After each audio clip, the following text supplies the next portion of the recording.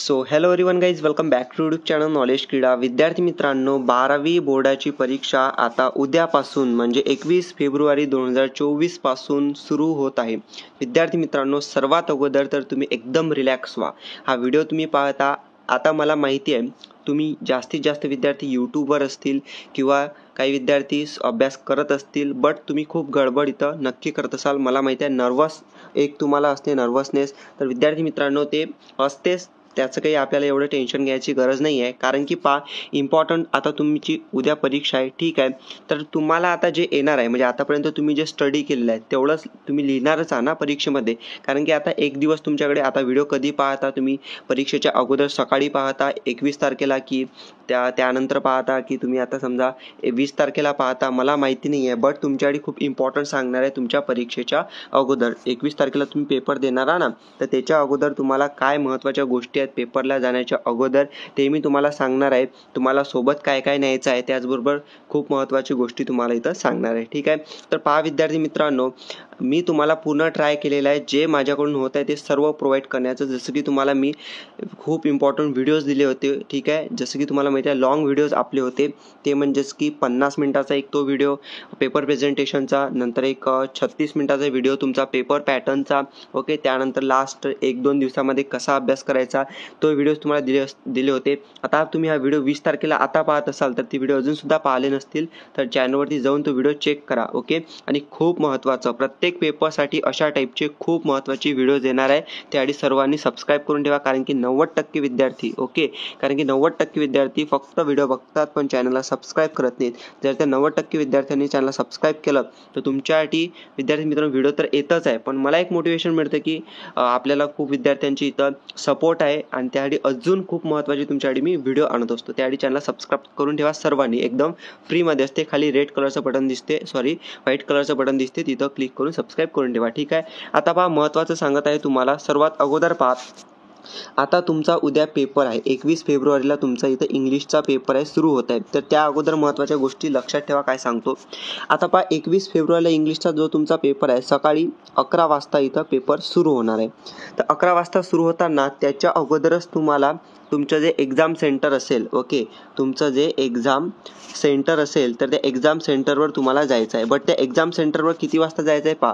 11 वाजता तुमचा पेपर सुरू होणार आहे. म्हणजेच काय, तुम्ही जे तुमचं एक्झाम हॉल असेल, समजा एक्झाम तुमचं हॉल आहे तर त्या एक्झाम हॉलमध्ये तुम्हाला इथं बसवण्यात येणार आहे आणि यामध्ये तुम्हाला 11 वाजता पेपर मिळणार आहे तुम्हाला. बट 11 वाजता पेपर मिळणार आहे म्हणजे त्याच्या अगोदर तुम्हाला या एक्झाम सेंटरवरती जायचं आहे. मग या एक्झाम सेंटरवरती किती वाजता जायचं पहा, मी तुम्हाला सांगतो. या एक्झाम सेंटरवरती तुम्ही इथं 1 मिनिट, तुम्ही इथं हजर असायला पाहिजेत. 1 मिनिट, तुम्ही इथं हजर असायला पाहिजेत 10:30 म्हणजे 11 वाजता पेपर आहे म्हणजे 10:30 वाजता तुम्ही तुमच्या परीक्षा केंद्रावर हजर पाहिजा, ओके.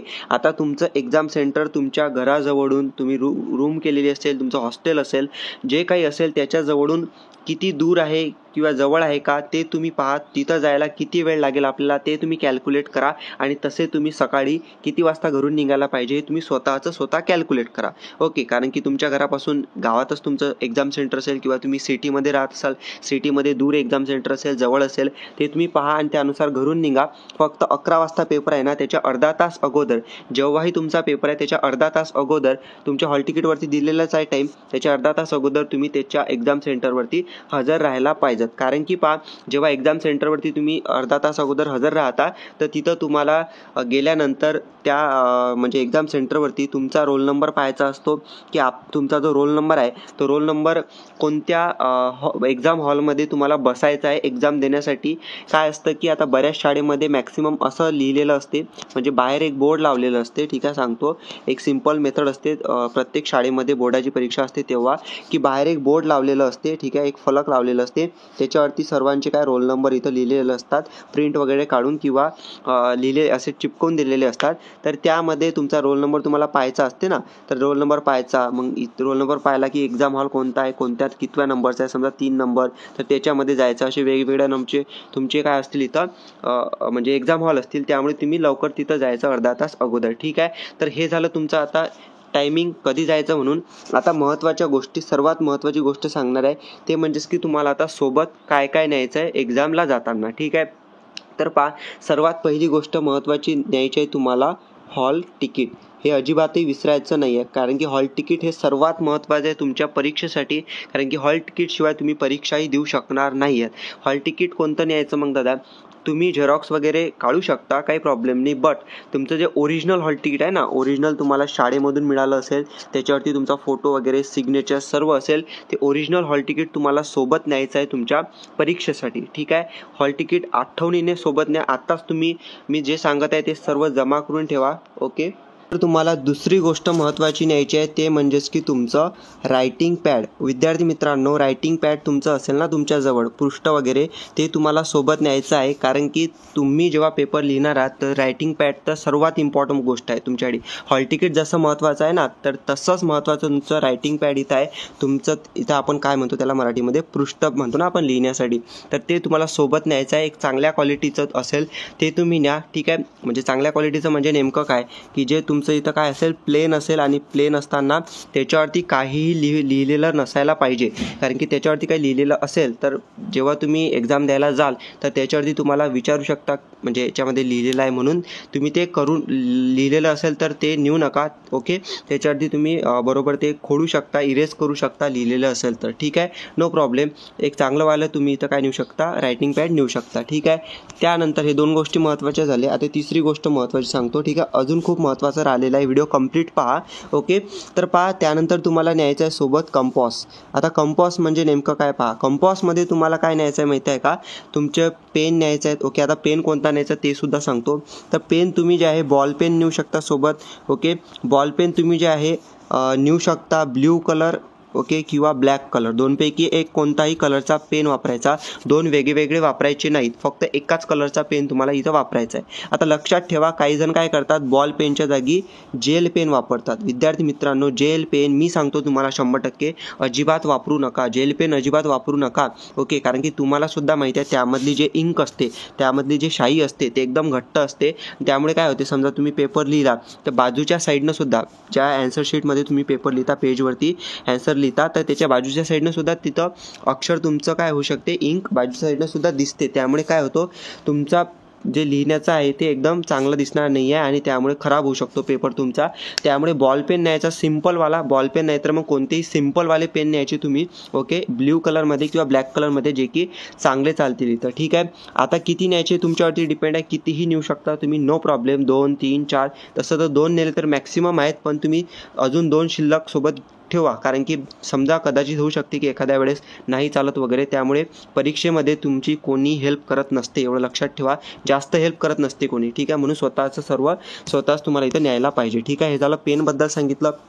त्यानंतर त्याचमध्ये तुम्हाला इरेझर म्हणजे खोड रबर जे असते ना, ते तुम्हाला इथं सोबत न्यायचं आहे. ओके, इरेझर तुम्हाला न्यायचं आहे. त्यानंतर पाहू शकता तुम्हाला इथं सर्वात महत्त्वाची न्यायची आहे स्केल. जे स्केल असते ना तुमची, तर ते तुम्हाला न्यायची आहे. कारण की त्यावरती तुम्हाला मी सांगितलेलं आहे ना, ॲन्सर शीटमध्ये पेपर प्रेझेंटेशन करताना लाईन सोडायच्या आहेत आजूबाजूला, तर त्यामुळे स्केल तुमची इम्पॉर्टंट आहे. ठीक आहे, त्यानंतर तुम्ही नेऊ शकता पेन्सिल. आता पेन्सिल का इम्पॉर्टंट आहे, कारण की पेन्सिलसुद्धा इम्पॉर्टंट आहे. काही जण साईडला जे लाईन्स आहेत ते पेननी ओढतात किंवा पेन्सिलनी ओढतात, कशाने ओढले तरी चालणार आहे. ओके, म्हणून पेन्सिल सुद्धा तुम्ही सोबत न्यायची. ठीक आहे, त्यानंतर हे झालं आता कंपॉसमध्ये काय काय न्यायचं म्हणून. एक कंपॉस असेल, सर्व साहित्य असेल त्यामध्ये घेऊन जा सर्व. ठीक आहे, त्यानंतर आता पहा महत्त्वाचं सांगतो तुम्हाला. आता 3 नंबरची गोष्ट काय नाही, 4 नंबरची गोष्ट महत्त्वाची काय न्यायची सांगतो तुम्हाला. आता रफ वर्क असते ना, म्हणजे काय नाही न्यायचं आहे ते सांगतो मी तुम्हाला. तुमचं जे रफ वर्क असते ना, तुम्ही रफ वर्क करता. आता बरेच जण काय म्हणतील की इंग्लिशचा पेपर आहे, रफ वर्क आम्हाला करायचं, त्यासाठी आम्ही 2-3 पेज आमच्या नोटबुकमधले नेतो सोबत रफ वर्क करायची. बट तसं करू नका. तुम्हाला रफ वर्क जे आहे ना तुमच्या ॲन्सर शीटमध्येच करू शकता तुम्ही. लास्टला तुम्ही काय करायचं, जे पेज असेल ॲन्सर शीटचं त्याच्यावरती वरती असं लिहायचं मोठ्या अक्षरामध्ये रफ वर्क म्हणून, आणि त्यावरती रफ वर्क तुम्ही करू शकता. जे कॅल्क्युलेशन, आता इंग्लिशच्या पेपरमध्ये कॅल्क्युलेशन वगैरे तर असं काही नाही, बट वाटलंच तुम्हाला रफ वर्क करायचं तर तुम्ही असं करू शकता. ओके, प्रत्येक पेपरसाठी असं करू शकता, नो प्रॉब्लेम. फक्त इंग्लिश नाही, मॅथमॅटिक्स, बायोलॉजी, जे सुद्धा तुमचे गणिताचे पेपर असतील, ओके, तर त्यासाठी तुम्ही इथं करू शकता रफ वर्क, तुमचे फिजिक्स वगैरे केमिस्ट्रीसाठी, तर न्यूमेरिकल सॉल्व करण्यासाठी. Okay, no problem. उद्या इंग्लिशचा आहे म्हणून तुम्ही काय करू शकता, तुम्हाला वाटत असेल तर. फक्त नाववरती लिहायचं रफ वर्क आणि त्यामध्ये रफ वर्क करायचं. ओके, त्यानंतर आता सर्वात महत्त्वाचं सांगतो तुम्हाला, तुम्हाला जे आहे बऱ्याच जणांना डाऊट असतो, आम्ही जे तुमची जे बॅग आहे ना, कॉलेज बॅग किंवा स्कूल बॅग जे पण असेल तुम्ही ते सोबत न्यायची का? तर पहा, तुमची जे इथं स्कूल बॅग वगैरे असेल, जे कॉलेज बॅग वगैरे असेल ते तुम्ही सोबत नेऊ शकता, नो प्रॉब्लेम.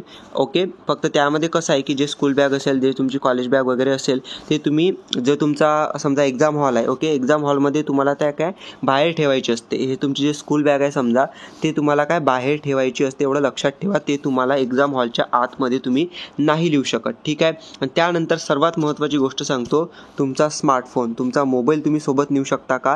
विद्यार्थी मित्रांनो, तुमचा मोबाईल तुम्ही सोबत न्यायचा नाही, ओके, सोबत तुम्ही न्यायचा नाही, ओके, कारण की तुम्ही जर मोबाईल सोबत नेला तर ती तुमची जबाबदारी असते बरोबर ठेवायचा म्हणून, ठीक आहे. आता तुम्ही तसं एवढं बारीक गोष्टी सांगत आहे, हे महत्त्वाचं आहे म्हणून सांगतो, ठीक आहे. तर नेऊ शकता तुम्ही, असं काही प्रॉब्लेम नाही. बट एक्झाम हॉलमध्ये तर त्याला मोबाईलला अजिबातही एंट्री नाही, आणि तसं तर तुम्ही नाहीच न्यायला पाहिजे, ठीक आहे. जर तुम्हाला सोबत असेल कोणी, तुमच्या सोबती असेल कोणी घरामधलं, तर नेऊ शकता तुम्ही, त्यांच्याजवळ तो मोबाईल ठेवू शकता. तसं नाहीतर तुम्ही नेऊ नका. एक दिवस नाही केला यूज मोबाईल तर काही प्रॉब्लेम नाही, ठीक आहे. तर तुम्ही असं करा.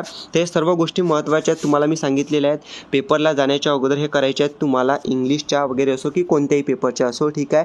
तर विद्यार्थी मित्रांनो, 21 फेब्रुवारीपासून, आता उद्यापासून तुमचे पेपर आहेत. तुम्ही व्हिडिओ कधी पाहतात मला माहीत नाही, 21 फेब्रुवारीलाच पाहता का हे सुद्धा माहीत नाही मला, बट जेव्हाही पाहत असाल या सर्व गोष्टी फॉलो करा आणि तुमचा पेपर तुम्ही चांगल्या पद्धतीने इथं द्या. तर विद्यार्थी मित्रांनो, ऑल दी बेस्ट सर्वांना तुमच्या 12वीच्या बोर्ड परीक्षेसाठी. थँक्यू.